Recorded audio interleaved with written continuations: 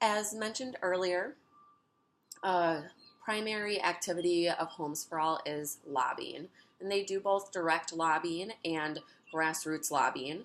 Direct lobbying includes direct contact with legislators, and then grassroots lobbying is engaging community members to advocate to their representatives.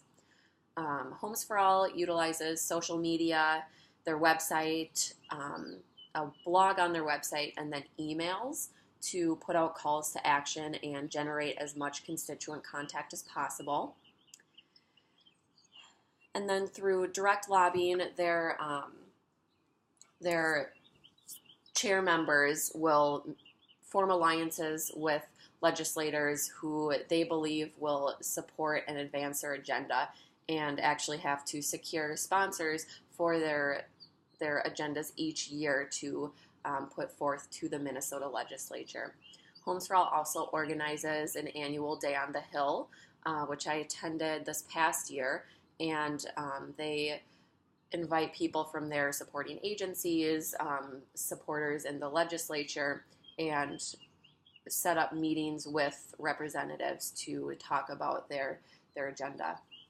In 2018, Homes for All proposed a $150 million bonding bill, and this amount was broken into smaller figures. So, for instance, $30 million was for making updates to existing public housing, $6 million for investments to prevent homelessness through supportive housing programs.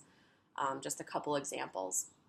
And then throughout the legislative session, Homes for All made frequent calls to supporters to contact their representatives and express support, and again utilized social media and emails to mobilize responses. And then in order to enhance the likelihood of follow-through with their supporters, they included with their requests scripts that the caller could follow, as well as a link to look up the individual's representative. This was intended to make it as seamless as possible to get people to actually engage in their own lobbying. The 2018 campaign resulted in passage of a $90 million bonding bill, which was signed by the governor. And on their website, they announced this as a major victory. So even though it was less than what they had asked for, it was still framed as a win. In fact, they noted it on their site as their largest win ever. And with legislative advocacy, it's important to keep in mind that significant proposals often take several years of effort, and that providing encouragement and highlighting victories whenever possible can help to sustain energy and involvement.